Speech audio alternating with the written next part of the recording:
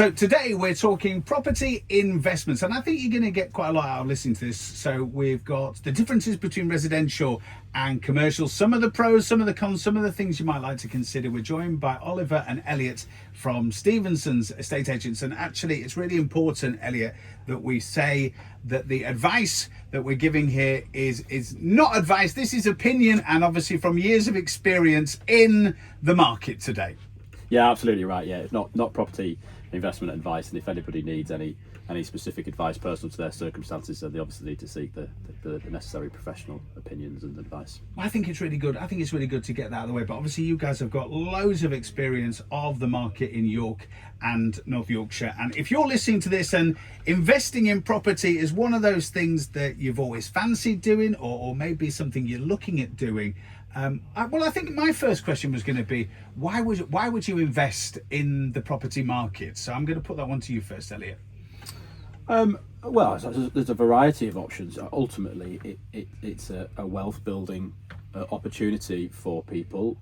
People have different reasons, whether that be trying to generate a return on their investment, immediate return on their investment for them to live off, provide an income to a relative or whatever it might be, or the alternative is wealth building. It's a capital appreciation tool for the long term, over 30, 40 plus years, for probably retirement. And we're going to talk through some of the differences really between commercial and residential, and it's very handy here because we've got Elliot as our expert on commercial property and Oliver very much on the residential side of Stevenson. So can you first of all tell us the biggest differences here in a nutshell between investing in residential and commercial? Because I would imagine there are quite a lot of differences here.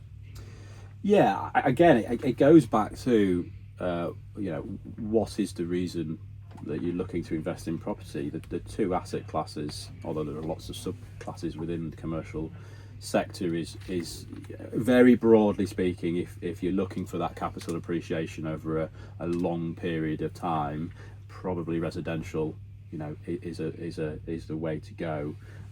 You won't get the return on the investment. The yield that you're going to generate on an annual basis probably doesn't look quite attractive, but if you're getting capital appreciation over 40 years, saving for retirement, then that's a good way to go. Commercially, you get less capital appreciation.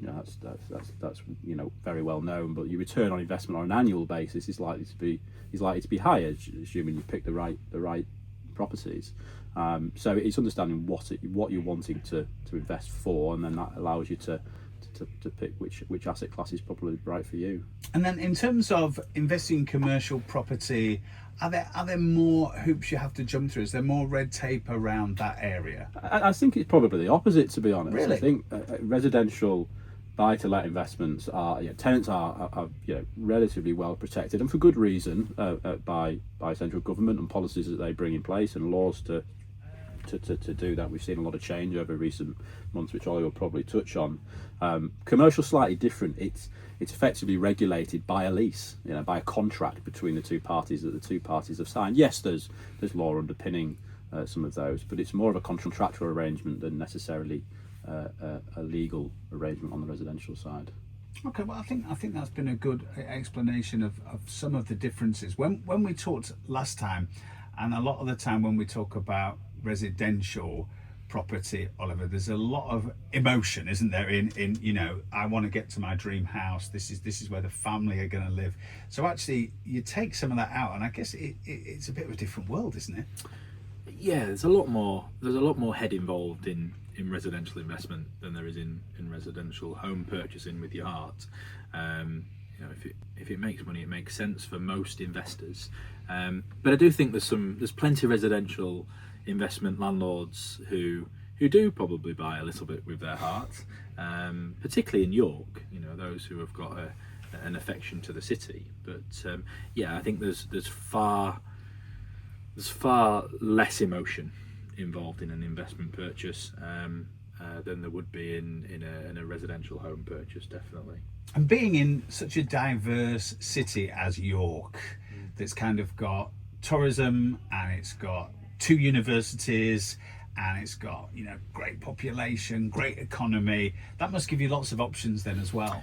Yeah, I mean, Elliot mentioned the kind of subsectors within commercial. There's also subsectors within residential. You know, you could buy. I think what most people see as a buy to let is a you know, a small terraced house or an apartment whereby you're providing a home for someone, and that's one. The HMO, which, you know, for those who don't know, stands for house of multiple occupancy. You know, that's another investment which probably covers a middle ground between commercial and residential. And then York, been a bit of a hot topic recently, but more recently over the last probably decade and a half in York has been the holiday let world, which is something that's always been there, but probably when I first started in the industry it wasn't quite so frequent, because something like Airbnb didn't exist and Booking.com didn't exist, but you went and stayed in a B&B. And sadly those B&Bs have started to fall away, and Airbnbs have taken up a lot of that. So they're probably three major sectors, and then the fourth one in York is the student world. We've got two thriving universities. We're very fortunate, a lot of those students come and tend to stay, which is great for the home purchasing. But yeah, they're probably your four areas of the market in residential, if you like, but although some of them do kind of cover off into a commercial world as well. It is a really interesting landscape, and I guess commercially, actually, there's still, even though it's probably less broad, I guess actually because we're in North Yorkshire, a lot of agriculture, a lot of country stuff going on, actually there is quite a lot of scope for different types of commercial property for people to buy as investment as well. Yeah, of course. I mean, you know, in terms of the subcategories, you know, retail shops, city centre, market towns, what have you. You know, industrial units, which have been quite popular of late. Offices, licensed sector, pubs and bars and that sort of thing. And then there's lots of alternative, quite niche sectors, sort of healthcare, and so it's broad ranging, and it's difficult to be a specialist in all. You'll generally find that investors would veer towards one of those sectors, because understanding all the nuances of each of those is very difficult. So if you had to tell us the pros and cons of commercial versus residential and vice versa, what would you say, sort of dead quick, are the real plus points, and the bits to consider? I think there is a reason why you get a slightly lower yield in residential properties, broadly speaking, and that's risk, I would say. On a residential, steal Oliver's thunder, but from a residential perspective, you've probably got an underlying residential value there more often than not, which will give you some certainty that you're getting that long-term capital appreciation, whereas in the commercial world you get a higher yield because there's a bit more risk involved. You know, we've all seen the retail sector hit a hammering post 2007, 2008. The office market took a bit of a hit with working from home policies. You know, it's a bit more, it fluctuates a bit more, so you're carrying more risk, and therefore you ought to get a better reward because of it. So I think that's probably the biggest difference between the two. I think Elliot alluded to it, in the residential world, in many cases, I think the obvious one for me is that if you have a buy-to-let property, that it's a residential property in York and you need another home, you have one ready-made. If it's a shop or if it's a warehouse unit, you're going to struggle with that. So there's definitely a risk on Elliot's side of things if you're looking to maybe use it yourself for a period of time or want to have that in your portfolio. That's one thing that I think is pretty obvious, is that you can, residential buy-to-lets can be used as a home yourself at any point you should choose. Maybe slightly different from May when the rent reform bill comes in, but at the moment you can use that as your home pretty quickly. Yeah, I think it all makes sense. And in terms of things then that you'd say are the big considerations, so basically, I've decided this is what I want to do. What are the things then that I really need to either get advice on or find out about before actually putting this in motion? I think broadly speaking, if you've not currently got any investment properties, it's how you structure the purchases of 100%. those. The first thing you need to do is go and speak to an accountant. There's lots of mechanisms of holding investment properties, and it's important, from a tax planning perspective, that you take the necessary advice, so you do it early, and you're not trying to do everything retrospectively in 5 years' time, because that can be incredibly costly. Yeah, well, we see that, people who haven't taken sensible advice, they think they're doing the right thing at the time, and fair play to them for trying to invest into their future, but they've made some poor decisions, even though from the outside it looks like it's a good decision investing into a property. Like Elliot says, I think creating some kind of mechanism or vehicle to wrap those properties up from a tax perspective. How does it get a bit messy then? Well, I mean, the biggest problem that landlords who don't create, say, a limited company, and as Elliot suggested, speaking to an accountant, financial advisor would be the best piece of advice that either of us could give on that. But a limited company allows people to be as tax efficient as they possibly can be. If you have a multiple number of investment properties that are in your personal name, and you all the income that comes in from those, in the main, barring a few tax knockoffs, is taxable at income rate tax. So depending on where your tax rates are, it could have a big impact on how much you pay in your income tax. If it's in a limited company, you can wrap it up in that limited company, and the limited company pays the tax rather than the individual paying the tax. And I think that's the one bit of advice that I'd give to anybody who is seriously considering buying either one or two or three or four, even multiple numbers, is speak to an accountant. Tell them what your plan is, what your exit plan is, and that's something a lot of people don't think about, is how am I going to exit, what we're going to do with these properties, particularly if there's going to be borrowing on the property, because in the main, certainly in the residential world, the loans and the mortgages that are taken on those homes tend to be interest only. Interest only, you've still got to pay the debt back at the end, so make sure you've got an exit plan. But speaking to an accountant and a financial advisor, and experts, and those who have done it themselves, they don't have to be an agent. If you know somebody who has got 5, 6, 7, 8, 10 properties, then speak to them and ask them about the mistakes that they've made. But yeah, for me, the biggest thing is, if you're going to go into property investment, whether it be commercial or residential, is getting the structure set up first is the most important thing. And we ought to say, you guys have been doing this a long time, so you're not saying that these are some of the pickles that people get into. You see this. Yeah, I see it on structure. I mean, that's more on the commercial side than the residential side. Is if you don't take the necessary advice from a surveyor or a solicitor at the beginning, you're buying into a property which has a contract in place. You need to understand the pitfalls of that contract. On commercial properties, what's a rent review provision? How is that good for you? They can be drafted in lots of different ways. Has a tenant got a break clause? Can they leave in 6 months that you didn't really know about, or you think you're getting a 10-year lease and there's a break clause in 6 months? It's really important to understand what you're buying before jumping in with 2 feet, because the sales brochure at the beginning can look great. You're getting a 8% return on your money. You think, fantastic, I'm going to buy it tomorrow. But if you've not understood the nuances of the lease and that market sector, what the issues might be in that market sector, then you can get yourselves into some real difficulty early on. I think also we alluded to in the previous discussion about the online world and Instagram, and I unfortunately see far too many investment experts online.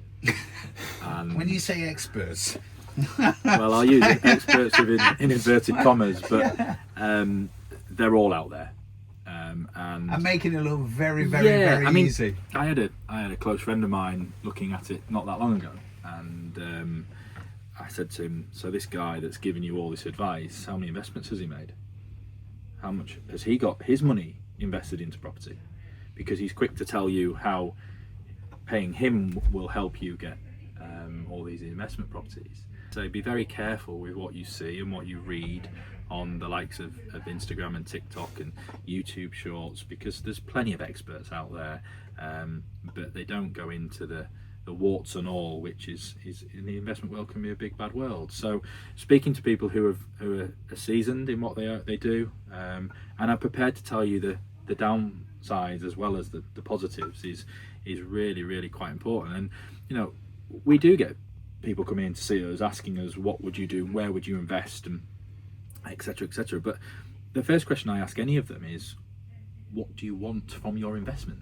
You know, everyone will say return, but what do you see as return? Because personally, I see return over multiple areas. I don't just see it on a monthly income. But where's it going to capital appreciate in 20 years' time? And what's more important to me? Is it where it's going to be in 20 years' time, or is it where it's going to be every month for me?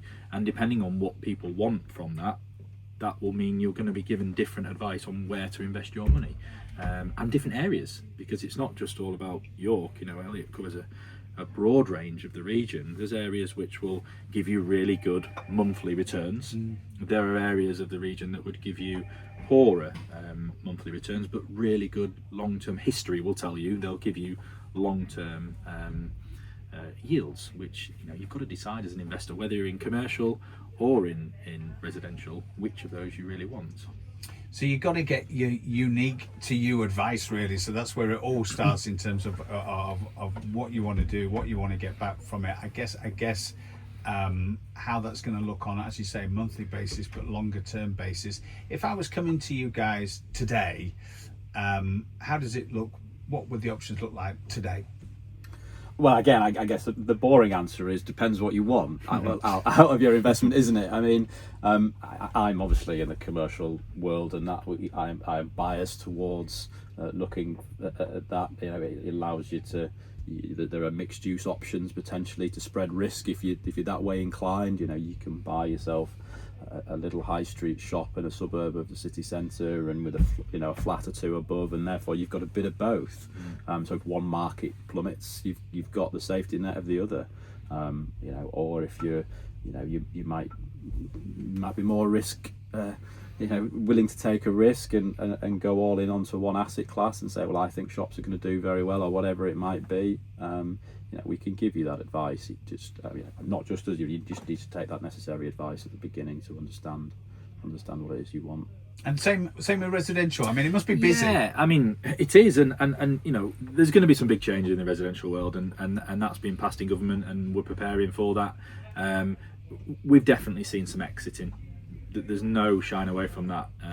We've seen more exiting than we have incoming landlords, but our seasoned landlords, you know, they're not going anywhere, and you know, I know some who are still continuing to invest, or as Elliot has alluded to, diversifying their portfolios, and that definitely would be my advice, and it would be to, if you're going to do this seriously, then look at having a little bit of everything, because as Elliot alludes to, that if there's a change in one market, you've got a supporting position in another market. Very rarely do they all flatline, and you know, you only have to look at the histories of the cities that you're working within to show you what you're likely to return. But go in with your eyes wide open is a big one, but I would say spread your risk as much as you can afford to. But in each of those areas, make sure you're speaking to the right people who, you know, just because I can give you some advice on what you might do with a residential investment. You know, Elliot would be the right person to speak to about commercial. We have other members of the team who personally invest into HMOs, for example, which has become quite popular, but again, it's come with a lot of red tape. I was only with one yesterday that they're selling because of the red tape, or going to sell because of the red tape. So I think, you know, getting the right advice is really important, but having a vision of what you're trying to achieve is important. And anybody who is looking to go into the residential side of things, you know, spend a few long evenings investing your time, not your money, your time, into what rules as a landlord you are going to live under, because I say they're going to change quite significantly in the next few months, and that's something that you need to be well aware of before putting your hand in your pocket and purchasing a property. And I think that's one shift as well, just that's probably going to align the two sectors more closely. You know, probably previously people have thought about, well, I can manage the residential portfolio themselves, but with the change in the regulations with the Renters' Rights Act or what have you, that's going to be, you're going to have to be on it, very much on it, to understand what the rules and regulations are, and probably having a managing agent might be a mere necessity for some people, whereas already in the commercial world, because of the nuances, a lot of the leases, that a lot of landlords will probably have a managing agent or somebody on the side that they can, you know, lean into for advice when they need it. I think to kind of end on that rent reform, I think the government's view on it was to try and tidy up that area of the market as much as they possibly can. And actually what we've seen is that most of our landlords, in fact nearly all of our landlords, are very good landlords. But we have, as Elliot has alluded to, has seen, although I've seen landlords leaving the market, I've also seen a lot of landlords wanting to have their portfolios managed by an agent, because the responsibility then falls onto us as the agents to give them the right advice, to let them know when things are expiring in terms of, you know, whether it's gas safety certificates, electric certificates, you know, fire regulations, whatever it might be, because people don't want to have the hassle of that red tape and are prepared to pass it on to an agent. So there's just changes in the industry which are working for and against us, I guess. But I think he's going to clean up any rogue landlord that was in the industry, because you're just not going to be able to get away, which is a brilliant thing. Yeah. You know, it's so we're very fortunate here that we don't have any of those, but those unscrupulous ones in maybe other parts of the country that have created some of these issues. It's only a good thing for tenants that the standards of living that they're going to live within are going to get higher and better, and that has to be a good thing for everyone in the rental world. Well, thank you so much. I guess we need to go and do some research now, but really, really appreciate your time and your thoughts. Oliver, Elliot, thank you so much for joining us. Thank you.